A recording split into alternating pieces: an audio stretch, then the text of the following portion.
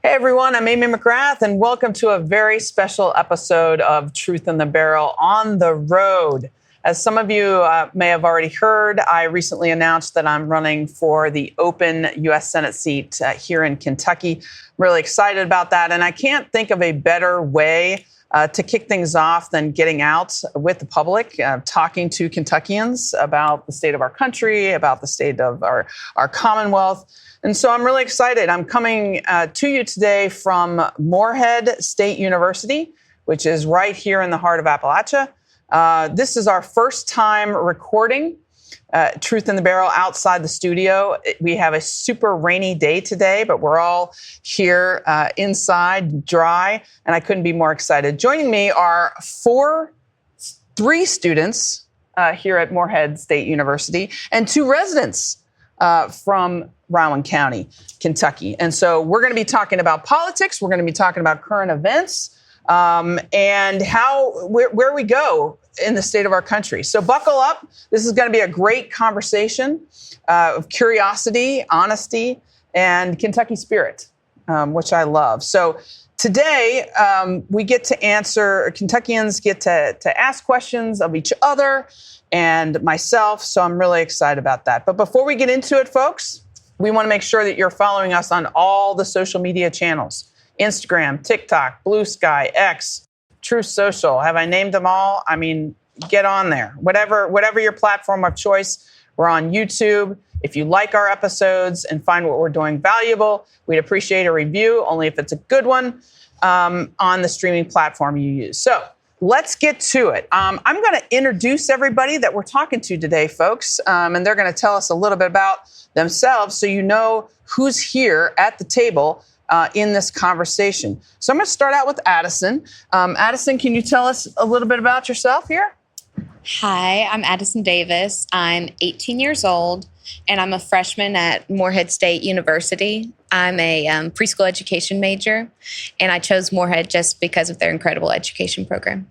Very good. And Yvonne is sitting next to Addison. My name is Yvonne Baldwin, and I am 77 years old. I am a retired history professor. I was on the faculty at MSU. I'm professor emerita now. I taught history for 24 years, and I was married to a career soldier who unfortunately had to leave this life 12 years ago, but I'm managing as best I can without him. And I loved being at MSU. Mm-hmm. I loved settling and being in Morehead. And I'm delighted to see students. And at the far end down there, I see someone that I knew from back in the day. Awesome. So that's nice. And Yvonne, what is your history angle? Are you American history, European? I actually had an area in American diplomatic history. That was, and I taught that a lot. But I also... and this speaks to the generation from which I came, it was difficult for women to enter the field of history. And I had a wonderful advisor who said, if you teach the wars, they have to hire you. Yeah. So I've taught basically all the wars going back in World Civ from, way back then. But 20th century American diplomatic was my field, but I taught Vietnam War history class. I taught the rise of modern Germany, and I taught Hitler and Holocaust. Okay. So I have some insights. I bet you do. All right, great. We'll get to that. Thomas. Hi, guys. I'm Thomas. I am a senior at Morehead. I'm originally from Louisville, so a little bit far from home. Escaped the city to come out to good old Morehead. But I just love the area, the people, the community. We're so tight-knit. It's really amazing. Awesome. Thanks, Thomas. Hi, my name is Donna. I am just turned 64 years old, resident of Morehead. Did work at Morehead State University for several years, but just completed a 33-year career with an insurance company and am fully retired. So my mission in life now is to be able to give back to my community in ways I could not when I was actively working a lot away from town. and also a graduate of Morehead State University. Very excited to be here today. Awesome.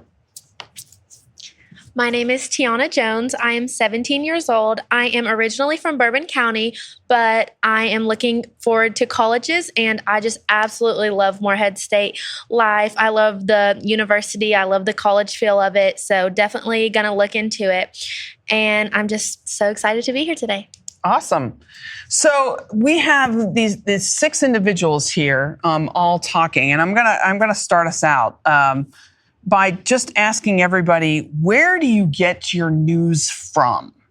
Okay, because a lot has shifted in the past, I don't know, decade. So why don't we start sort of oldest to youngest? Can we do that? And tell us where you get your news from and how you think of that news in terms of like, do you believe it? Do you respect those sources? That sort of thing.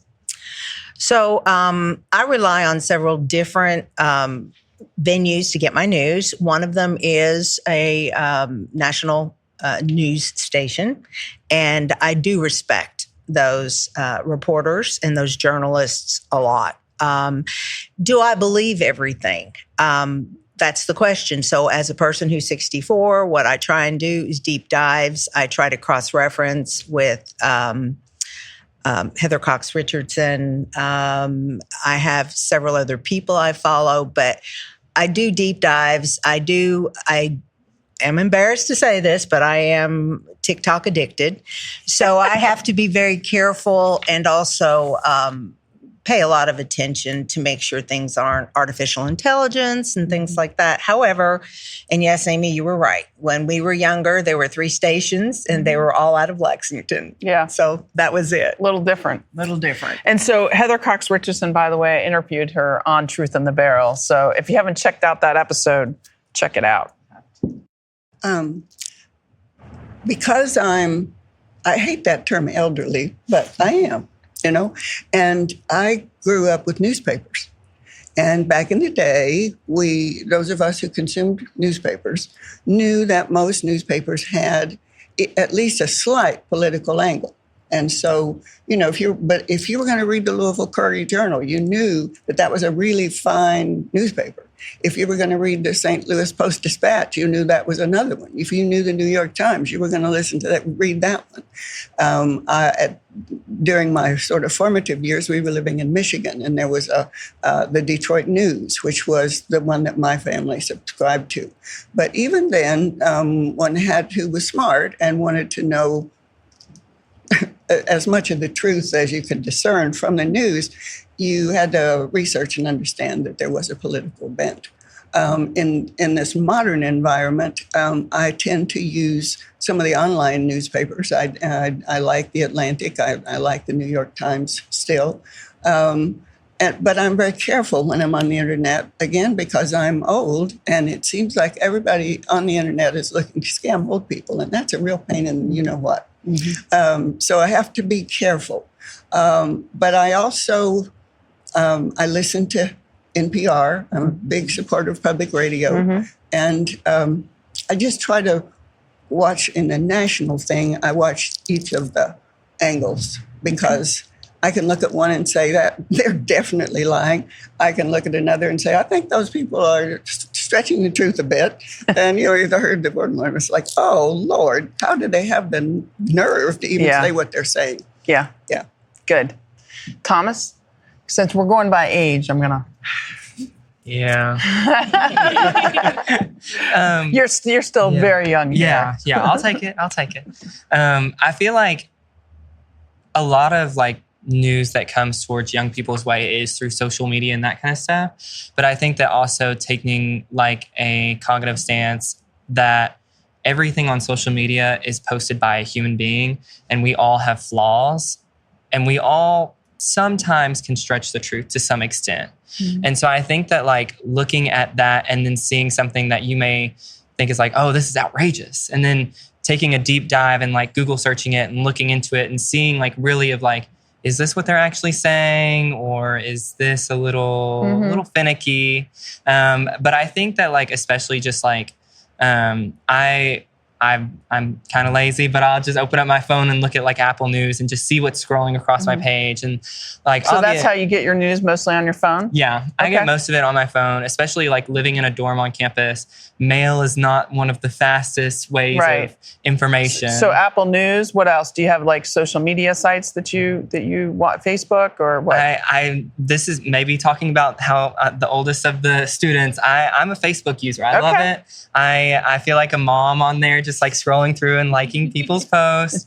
But you're there with all the moms. I think that Facebook is like really one of my like closer ones, because I feel like, and like I use TikTok, I use Instagram, I use Snapchat, like all that kind of stuff. But I feel like I'm just like more like tentative to use it, as it's just like more articles are like posted throughout that instead of little like videos. Okay, very good. All right, Addison. Thank you. I feel like all of my news information comes from my phone. Okay. And I'm kind of embarrassed saying that, but it's how it is. It's where people are at. I use Apple News a lot. And anything I get from like TikTok or Instagram, I'm very skeptical of it. Because, everyone's biased. Everyone has their own beliefs and their own way of spinning a certain story. So I have to make sure I get like the facts before I ever comment on it or make my own opinion of it. I have to I'll go to Google, or I ask my aunt. My aunt's very, she reads every newspaper she gets. So I will kind of talk with her to see if I can get to the truth with that. Okay, very good. All right. So for my local news in Bourbon County, I do read the newspaper. I like to see what's going on. And what newspaper do you read? It's the Bourbon County Citizen. Okay. That's the one that I read. And then my Nana at her house always has the Herald Leader in Lexington. And so I try not to use TikTok and Snapchat and Instagram other than for entertainment purposes, because I know I can get biased if I get all my news from there. But if I do see, like Addison said, if I do see something on TikTok, I will fact check it on Google. I like to use a bunch of different .org. I try to steer away from .com because I know those don't always are reliable. So yeah, if I find anything on TikTok, Instagram, Facebook, I like to double check it. I like to use the artificial intelligence to see what is true, what is fake, and yeah, pretty much. Okay. So I've obviously live in Kentucky, and I have neighbors and friends. I've seen all of what's going on right now in our country and in Kentucky, and I don't know a whole lot of people that think we're going in the right direction. But there's a lot of different reasons for that. People have different ideas of why things are going maybe in the wrong direction. I wanted to ask you all, whoever wants to jump at this, what do you think is your biggest concern right now, either nationally or for this state? What's the number one issue for you? I think personally, because I suffer from several autoimmune disease, the healthcare crisis is very concerning to me and often keeps me up at night worrying about my future. There's my medical device going off right now. But what really concerns me is the prices of everything. Insulin may be free, but everything you need to go along with the insulin is not free. I got a new insulin pump a couple of months ago, and it was $4,000 to get an insulin pump, something I need to survive. Out of pocket. Out of pocket. So I'm very appreciative that insulin is free. But everything else, you can't just use insulin on its own. You have to have the needles, the alcohol wipes, the insulin pumps, the sensors. You have to have all of that to go with it to keep you alive. And the prices are just going up and up and up. And I know I'm very young, and I'm very grateful that my parents helped me take care of this and are educating me on it. But it is very scary to think about that there could be a day that I won't be able to afford this luxury insulin pump, and I'll have to go back to 15 shots a day. It's scary to think about. And we haven't been able to get these prices under control. No, I think once they've got to this peak that they're at, it's going to be very, very hard to get them back down because no one wants to stop making with their money. Yeah. What else? Thomas? I think that one of the biggest things is I'm a senior in college. I'm graduating a year early, so this is only my third year here. But I think that seeing the kind of just attack on education in general, on campus, I started as a freshman, getting my tour through campus, and it was like, oh, and here's the diversity center on campus, and going through like all of our scholarships and seeing different scholarships for different groups of people, seeing the amount of things that were helping students day in and day out. College is not cheap. Right. Me and my parents always talk and joke about like, oh, when my parents were in college, like my whole college was like $3,000, and it's like, $3,000 can be a meal plan some places. Mm-hmm. And so like looking at how expensive college is getting, and then the resources for students being cut further and further and further, is like the finish line was here. And it's like, oh, you're going to graduate, but we're going to take away all of these resources for you. And it moves the finish line further and further along as you're going through. And it's like some of the things that students are coming into is something that I had as a freshman, but seeing new freshmen come in and they have nowhere to go on campus. They have no options on how to pay for college, how to get loans. And then you have people who are in my position where they're about to graduate and they're applying for higher degrees, doctorates, med school, law school, all these things where now you have caps on your loans of how much you can take out. And I'm not going to say it's not doable, because people make ends meet, people take out loans, they get scholarships, and I'm proud of every single person I know that's in a higher degree right now. But it's for these people that don't have those opportunities where their futures are just getting snatched away from them. Mm-hmm. Why do you think this is happening?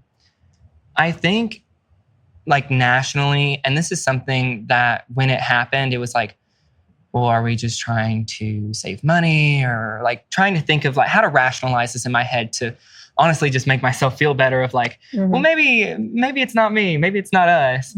But I feel like looking at who is going to these higher degrees, who's going to med school, who's going into master program, who's going into law school, are the people with money. And the people's who parents and families have money to where they're like, oh, well, you don't have to take out a loan. You can just, we'll pay for it. And it's taking the opportunities away from people that don't have that financial lump of money to just give to their kids. I'm grateful for all of what my parents have given to me. They support me 24/7. If I'll be like, hey guys, can I get some gas money? Like they've always been there for me, but it's to the point where higher education is now for an elitist group of rich people. Very interesting. So healthcare, higher education, what else? So listening to both of you guys talk about what your concerns are kind of goes right into a concern that I have right now is civil liberties. And the fact that the current administration has demonized so many marginalized communities in a way that, for me, I've never seen this in my years, and I don't know how you get back from something like this. We're talking about not just immigration. We're talking about elderly. We're talking about poverty.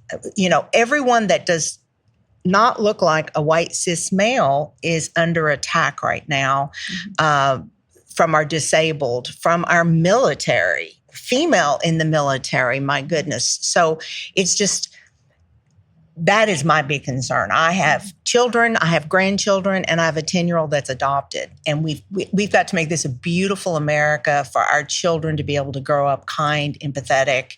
And right now, there seems to be a group of individuals out there that are doing nothing but causing havoc in the lives of anyone other than billionaires or whoever. The two words that stuck out for me when you just said that was kindness and empathy. How do you think, I'm interested, do you think that leaders today have this kindness and empathy in their leadership styles in America right now? That's a good question. And I think of leaders in different compartments. So we have leaders at a national level, in Congress, you know, the executive branch, in the Supreme Court. We have other leaders like Andy Beshear, governor of Kentucky.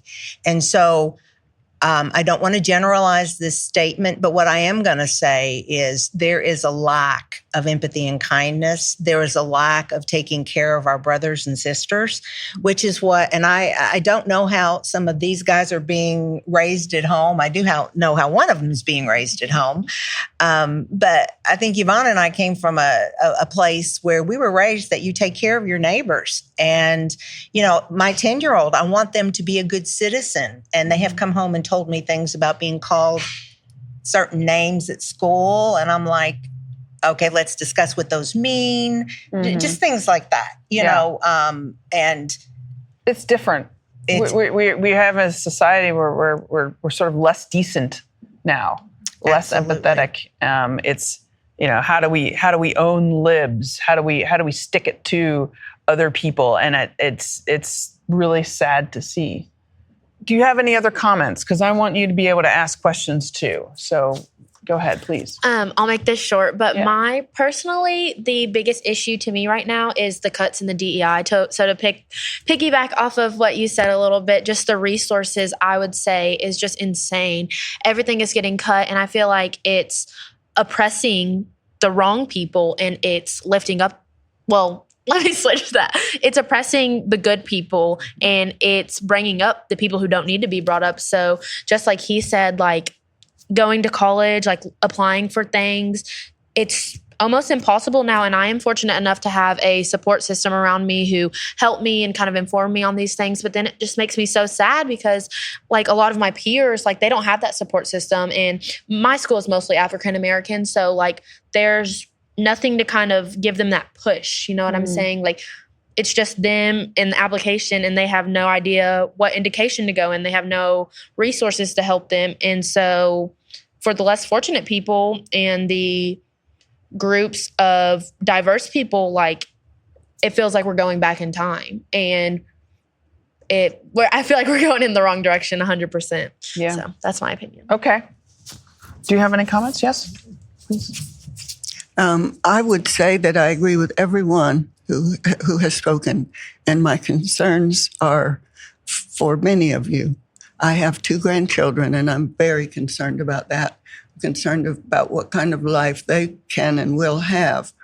But the really sad thing is that I have lived through the growth of rights for women. I have lived through the growth of rights for Black people. I've lived through so many of the things, and you're absolutely right. We are going backwards, heavily, heavily backwards. And if we're not careful, we will end up all the way back in the 1890s. And the best case scenario right now that I can almost think of as a historian is it would go back to the 1920s. And that's absolutely one of the worst decades in American history because of all that it leads to. Thank you. I want to switch gears just a little bit and ask you all what your thoughts are on leaders in Washington. What do you wish they would do better? And you can certainly ask me, because I am obviously, I run this podcast, which I love, and it's a lot of fun. And we talk to lots of different people about the news of the day and current events. But I'm also on the side running for U.S. Senate here in Kentucky. And so I'm interested to hear from you if you have questions of what you would like actual leaders in Washington or maybe future leaders in Washington to know. So throw it at me. You want to? Yeah.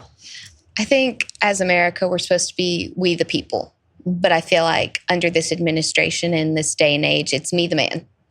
Me. I want this. We're going to do it this way. I don't care what anyone else believes. They're not taking in our opinions, our feelings, our lives. Because a lot of the times the people that are elected into Washington have never been to a public high school, a community college. They've never worked at a fast food restaurant. They've never lived these experiences that most Americans have. So they have no idea where we're coming from at all. And all they're pushing is their agenda. They're not necessarily pushing for what's good for the people. And I would just love to see that and connecting with your roots and the everyday Americans and taking what they need into consideration and take it to Washington. Yeah, it'd be really nice to have leaders that actually are a voice for people instead of special interests or, they grow up within a party, so they only see one side. I think that's really important. Yeah. What else? I also think it's important you may run under the Republican or the Democratic ticket, but at the end of the day, we're all human beings, and you have to do what's best for us as humans. Yeah, I mean, it's kind of a basic American principle that, you know, we're all created equal, and so yeah. What else? I think that one of the biggest things that, like, growing up is, why do we have to spend money to create a community? Because I feel like over time, everyone is, and don't get me wrong, economics are very important, very important. I love getting paid. I love being able to spend the money that I paid. I love going shopping, all that. But you don't need to spend money on things to make a community. You need to create the connections to build a community. And I feel like that's been lost through politics nationally, is that, well, if I send money to them and they get a new this or that, then they'll all be happy. That's not how that works. Right. It's getting out there and talking to people and putting a face to a name, or a tax write-off, or like all of these things that you see. That America has become a country that is based on the dollar bill and not the people that are around you. And I feel like community is one of the most important things for a country, is that's what we were built on. We're built on community and trust and like one another. And I feel like that's been lost so much throughout the years, is that everybody's at each other's necks. We're all going for each other. We're all yelling at each other. You've got to be completely wrong because you're a Republican and I'm a Democrat, or you've got to be completely wrong because you're a Democrat and I'm a Republican. That's not how things work. And it's just the lack of community that has just grown and grown and grown over the years, where everybody is just so aggressive toward each other. And it's like, I go to school in a rural area. It's nothing like back home in Louisville, but it's like coming in, it's like, I have friends that are Republicans. I have friends that are Democrats. And it's like, we all get along. Yeah, I mean, I think that we have a lot more in common with each other, you know, even on different, we may call ourselves Republicans or Democrats or independents, but we have so much in common. And most people want healthcare, affordable healthcare, you know? Most people want good schools. Most people want to be secure and safe in their homes and in their communities. Most people want our nation to be secure and safe from foreign enemies, you know? And so it's just a matter of understanding that, I think, but also there are these fights, and they're over this thing called the budget, because where that money goes is a statement of values.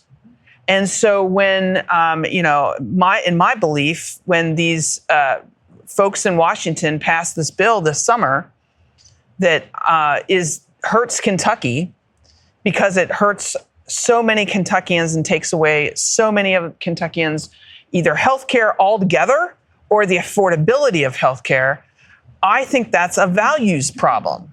Meaning, like, they did that in order to give tax breaks to Elon Musk. And yes, he's very powerful and he's very rich, and I'm sure he's very smart. I don't know. But, you know, does he really need another yacht?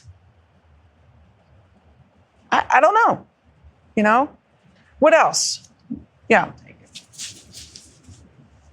So I am appalled by the amount of lies, just both-faced lies that people at the national level are saying, and even on TV, things that you can. What's the biggest lie? What are some of the lies?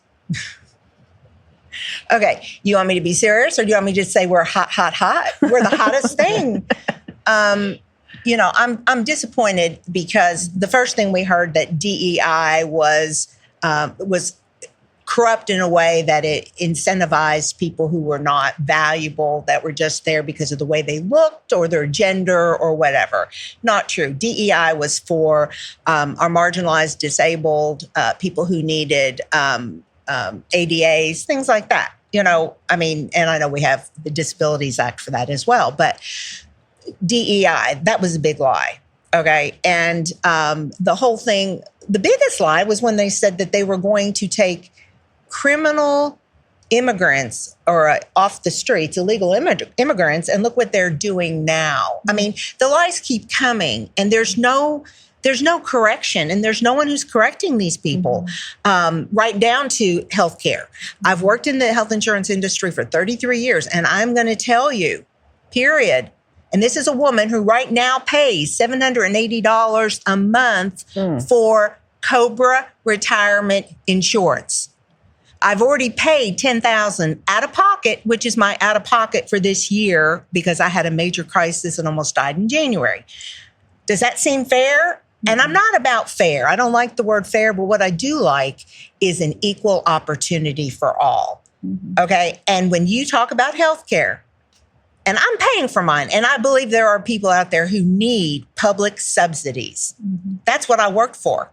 Okay. For public subsidies to help people who needed more. Yeah. And I'm appalled at the fact that we are throwing people under the bus every day. And these politicians have no idea how bad the volume of increases are going to be starting in January. Yeah. But the lies. Yeah. Economic lies, political lies about our allies across the sea, all of it. What do you think, for any of you, that you know in your heart is a lie? I've recently been on TV, on CNN and MSNBC, to counter what I know is a lie when it comes to the Secretary of Defense, Secretary of War, whatever you want to call it, when he spouts off this stuff about women in the military and they lowered the standards for women. And I mean, let me just tell you, it's a bunch of BS. And I know that's a lie because I lived it. What have you lived that you know is a lie right now? My husband was career military. He spent 24 years in the military. And I had another such moment the other day watching Pete Hegseth talk to the generals and the admirals and strut across the stage and talk about how tough we're going to be and women can't do this and women can't do that. And people are being promoted because of they're the first of whatever and whatever. So the lies really get to me now. And I try, though, to not to be like them, but to do it from a position of love. I loved my husband. I loved the service that he engaged in. I regret the fact that a cancer took him, and it was a cancer that occurred to him because of his service in Vietnam. So, millions and millions of veterans in this country, recently deceased brother, one of them. Every family in America has been through this. Every single family in America has been through this. And we cannot allow the lies about the military and the veterans to strip aside what so many families have given. And the leadership of women like Amy McGrath, by the way. I certainly appreciate that. How do we stop the lies and the craziness? Yeah, because those people didn't care about that stuff. I said that. What do you think? Thomas, any ideas? I feel like the biggest thing is accountability. I feel like that's something that as a country we lack, because accountability has also come from this idea that I'm just one person, I can't do anything, my vote doesn't matter, me filling out a ballot isn't going to change the world. And it's like, you filling out that one ballot is one of the most important things to do.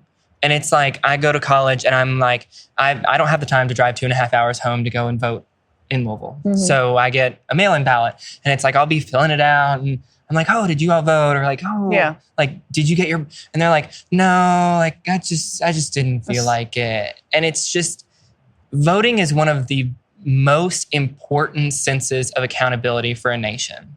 You're writing down, I'm going to put this person in because their mission is to fix X, Y, and Z. It's the most patriotic thing you can do. It is. And it's what veterans fought for, And I always say people, when they put the yellow ribbon stickers on and that we love vets, and and it's like, you know what? If you really love veterans and you really respect people who serve this country, you need to vote. Mm-hmm. You need to get out there. And I feel like one of the biggest groups of people that it's just like deteriorated over time is young voters. And we can push it out on social media. We can hand out stickers for laptops. I mean, I've got my laptop covered in stickers, but it's just like the people that are voting are the people that aren't voting for a change. They're voting to continue what's happening and what has happened. And it's just like getting younger students and getting younger adults in general, just like drilling it into their brain that like, you can change this. Like you have a free opportunity to change this. It doesn't cost a dime to vote. And it's just getting them like fired up about change is what it's going to take to have accountability. Well, let me ask you this for anybody that wants to answer. So Kentucky politics, right? This is a red state. And I've heard it since the moment that I moved back here after 24 years in the military of, well, the Democratic Party brand is not so good here. And I want to ask you all why you think the Democratic Party brand has gotten so toxic. I'm not sure that I fully agree with that. I feel like I personally want to be a voice for change and common sense and reason, but I want to ask you what you think here. I think it's a lot of misinformation and egotistical people getting in power and trying to turn us against one another. I feel like as I was younger, I did not hear Republican versus Democrat as much, and now it has ended several friendships in my life. Because it shouldn't be that large of a divide, but it really is because it's fundamentals. What else? Any other ideas about the branding issue? Yeah, so to go off what Addison said a little bit, I just feel like there's such a big stereotype between Democratic and Republican. Like, I feel like if you're Democratic, they think you believe all this fantasies. And then if you're Republican, like, it's just you want everything to stay the same. And I feel like the Democrats have become such a toxic party, if you will, because of what the Republicans are putting out there. I feel like it's so many rumors, so many untrue theories that apparently all these Democrats believe. And it's like, if you want to stand up for what's right and you want to lean more towards the left, they're going to say all these awful things about you. But if you lean towards the right, most of the time, you don't want change. You just want everything to stay the same. So I feel like the reason it's portrayed to be so bad is because of all the stereotypes and the lies that are being put out into the media. Mm-hmm. I'll follow up on that real quick. And that is, I do believe that when you look at the Democratic Party, our intentions as a whole are empathetic and kindness and taking care of your neighbors, whether they be on this side or the other side of the ponds. Okay. Nice guys finish last. You know, a lot of people on the Republican side are very myopic, very me-oriented, very much wanting to emphasize the rich. And that's not who we are as a nation. Okay, that is not who we are. And so I think the Democratic Party is going to have to get stronger in terms of our willpower to go toe-to-toe, face-to-face, and learn how to open a door. And for any person who voted for Trump in the last election who is now feeling bad about it, instead of saying, hope you get what you voted for, maybe what we should do is open that door and say, you know, we've all made a mistake. Okay, but come walk back through that door with us and let's see how we can correct it. And that's what it's going to take to get those Republicans who are right there right now going, what am I going to do? And us Democrats are going to have to stand up, get strong, knock on doors, go out and do the campaigns, not just let Amy and her little group do it. But I mean, we're going to have to do something. Donna, are you running for U.S. Senate? Because I'm just gonna like you need to like just run for something. I mean, I'd vote for you. That's amazing. Awesome. I will campaign for you 100%. Yeah, there you go. Maybe one more round, and I will ask you all because you guys have been doing most of the talking, which is great. I love that. But ask me. You have one question for me. I might be short with you, but let's go through a round there, and then we'll wrap it up because this has been really fun conversation. So shall we start here and then just go around? Okay. Yeah. When they told us someone could come and ask questions, my big question for you, because I've watched your campaigns and I've been a supporter, but I'm in a frightened period right now, and it seems to me that the only women who make it to the top are a certain stereotypical looking woman. One with hair extensions and haven't gone down to Mar-a-Lago enough. Eyelashes, and a face full of collagen, and That's gender affirming care. oh, I forgot that. Yeah, I forgot that. I mean, I am a child of the '60s. I remember, those lashes, but it seems to go further than to just be a kind of an in look for a woman. It seems almost to be a requirement for public life. Yeah. And the other thing that seems to be a requirement for public life, as I watched the TV today with the Judicial Committee and the hearings with Pam Bondi, was it appears to me that nastiness is what wins. That if you're willing to speak over somebody, talk really ugly, that you come out ahead.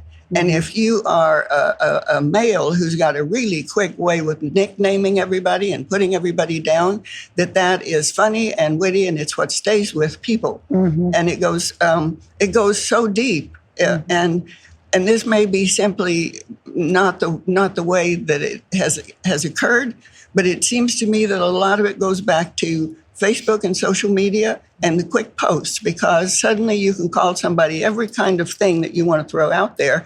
And if there's an element of humor or something catchy to it, it catches on. And it never honestly occurred to me that Donald Trump could be successful in defaming and cutting down people who had spent a life in politics, but unfortunately have seen it. Yeah. So my question is, Amy, for you personally, how do you think about that, and how do you think you can address and be a part of that and be victorious? That's a really good question. First of all, I think if people were to ask me what's the most courageous thing you ever did, it's not strapping on a $70 million jet to my back and launching off an aircraft carrier in complete darkness. And that's scary. And that takes courage. What takes more courage is running for office, and running for office as a woman, and running for office as a woman who may not look the part, okay? Just after launching this campaign, there are images and things out there that, aren't great, okay? But the way I look at it is I have thick skin. I know who I am. I think if you know who you are, you can get through all that. It doesn't mean that it doesn't hit you, and it doesn't mean that it doesn't hurt, and it doesn't mean that, boy, that sucks, and you want to say, F that guy, but you just got to be who you are. And I also think on the climate question that you have of who's winning, you may be right, but I think it's temporary. I think this shtick of, for lack of a better word, shitting on other people and giving one-liners and owning them or whatever is temporary. I think that people are going to move to a place where they want decency again. Now, when I interviewed Heather Cox Richardson on this show, I asked her a similar question about climate and political climate and our country and everything. And she said, things are going to get better. They're going to get worse before they get better. And so my belief on that note is that things might get worse. But I've always believed that leaders matter. And if you can get leaders into positions that trickles down, meaning their leadership, people will see that. We don't have to be that way. And this goes right to the top, right? Who do we have as a president right now? And people may have voted for him. They may have voted for him for lots of different reasons. Maybe they think he's tough or strong, or maybe they like his policies. But at the end of the day, his leadership style is very derogatory. He stood up in front of 800 generals and admirals and called everybody in the other political party the enemy. He said he hated them. I don't hate Republicans. I don't hate the other side. I don't hate my fellow Americans. You may have disagreements about tax policy or health care or LGBT rights. They're disagreements. Okay, we don't hate each other. But from the President of the United States to say those things matters because of his position, and it gives this blank check to so many Americans that say that that's an okay behavior. So how do you stop it? I think you get better leaders. You just don't behave that way. All right? Yes, ma'am. I guess one of my largest concerns is I feel like we're in a downhill fall as Americans into this generation of hating women simply for being a woman. I've noticed it for a long time, but I got into high school and I had this boyfriend and things got really scary and dangerous. And I went to my school, a male principal, to ask for help. And he said, boys will be boys. You were his first heartbreak. Mm-hmm. And I said, I may have been his first heartbreak. Does it give him the right to try and physically harm me, to follow me everywhere I go, to run me and my mother off the road, to call me vulgar names any chance you have? No, it does not. And that continued all throughout my high school experience because I was the girl that broke his heart. Mm-hmm. And he just got to hold on to that for the rest of high school. And I think on a much larger scale, it is men hating women for simply being a woman. Mm-hmm. You are hated for saying no at a bar to a guy that asks you out. You are hated for how you look, how you dress.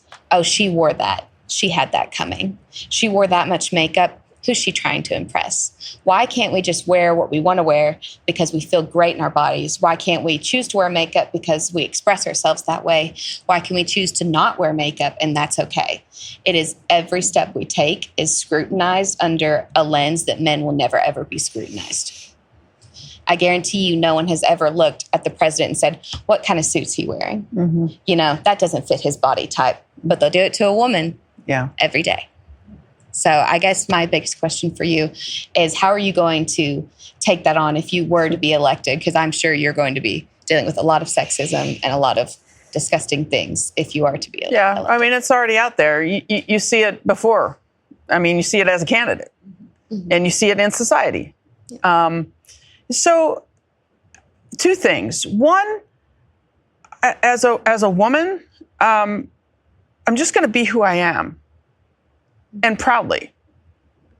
I'm not going to change. You know, I might put makeup on. I might straighten my hair a little bit because it's kind of curly. And my 11-year-old says, Mom, I don't like straight hair. You should go back to being curly. Okay, thanks, George. You know, I mean, you do certain things that you know, you want to do for yourself and that sort of thing. But at the end of the day, you be who you are. So to answer your question as to what I can do, if you can get into a leadership position and be who you are, that is the coolest thing because then people look up to you. I mean, one of the greatest things that I've been able to do, just being a former fighter pilot, is having young girls come up to me and say, "Wow, you did that. I can do that too." And I don't have to look like this. I can be who I am. That is really cool. And so I think just being who you are, whatever leadership position that is, it doesn't have to be politics, whatever. On a policies front, something that you brought up about being harassed, threatened, really hits me today because prior to this podcast, I toured a domestic violence shelter here in this county. And I didn't know this before today, but Kentucky has one of the highest rates of domestic violence in the country.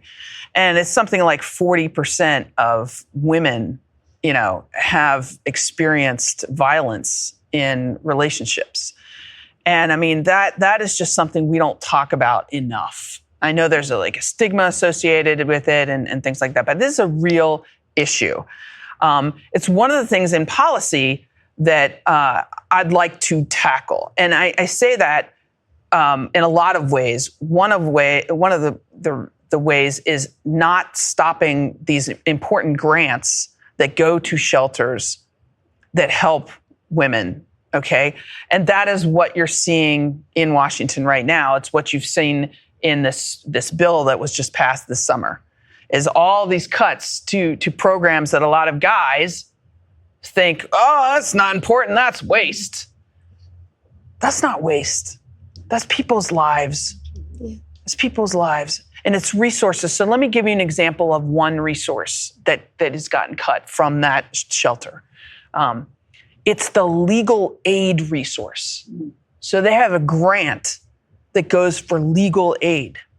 So they bring in people who are lawyers and special, so that if you are a victim of domestic abuse, you know what legal rights you have. Maybe, and I'm not a lawyer, so I can't speak to it, but maybe places where you can serve that partner who's abusing you with some kind of a paper that says you can't come near me and the children, that sort of thing.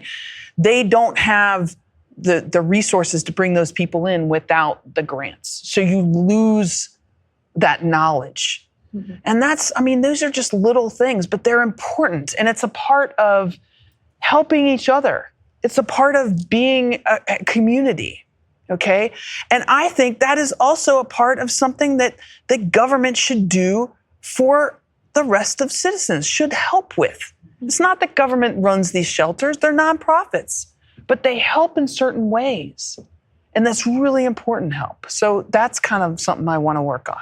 I really like that. Yeah, that's amazing. Yeah. I think just to kind of wrap up, I would like to preface, I don't hate men. That is not what all this message is about. I have 3 brothers. My dad is my living, breathing superhero. I have great relationships with them, but I take a great issue with the boys will be boys, because I guarantee you if I caught my little brother doing anything that young man did to me in high school, it wouldn't be tolerated. Got it. So I just want to preface that. Excellent. Yeah.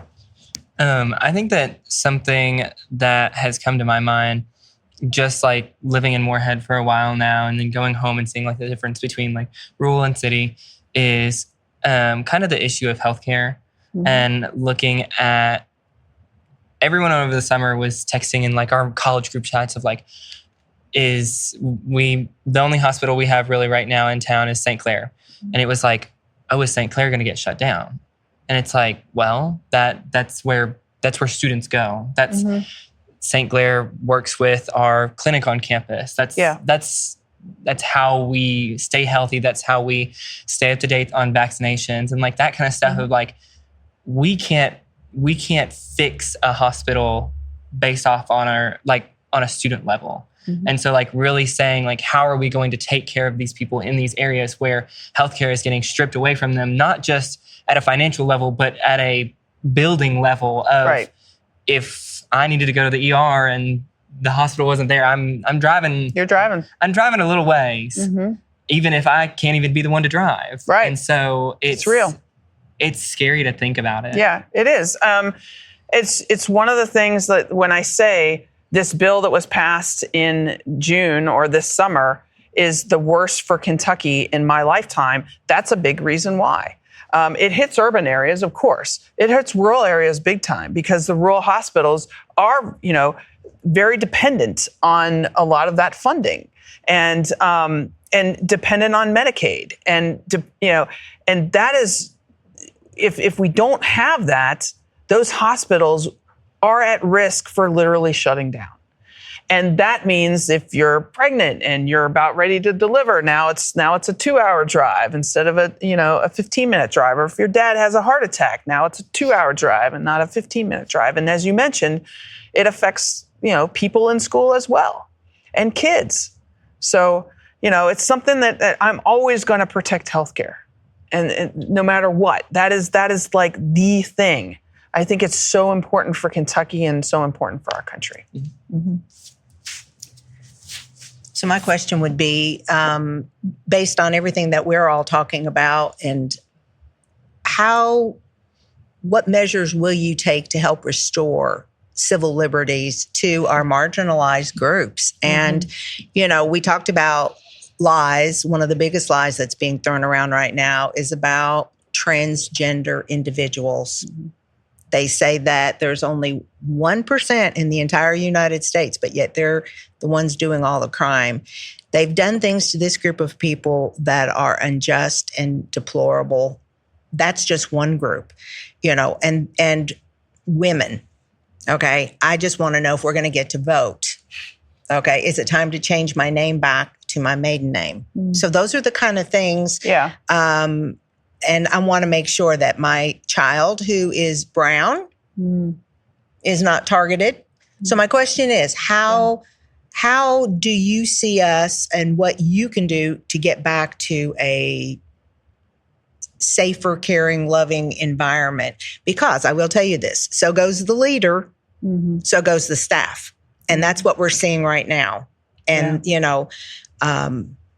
Well, I do think it's leadership that's super important. It's also Congress.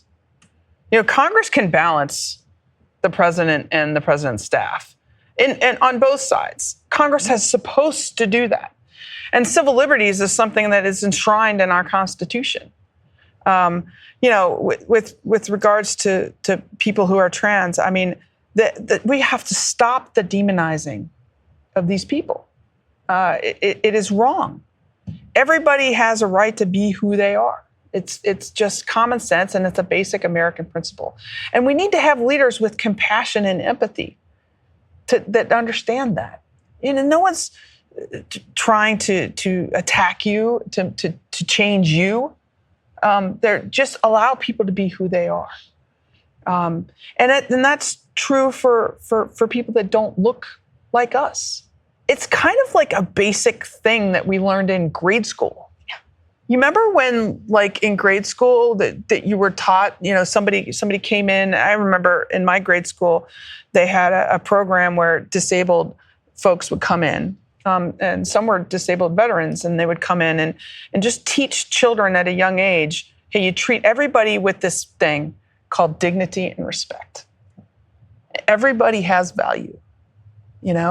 And so from my perspective of being in office, it's about leadership, or wanting to get to office. It's about leadership and about standing up for just the basic dignity and respect of everybody. Thank you. All right. So I want to say thank you very much for being here with me. Okay. This was an awesome conversation. We had such an honest conversation, and it was a lot of fun. This is like the most fun I've had in the last couple of days, frankly. Thank you for watching this episode. For everyone out there, please like, subscribe, be a part of this. We're going to have more conversations over the next year.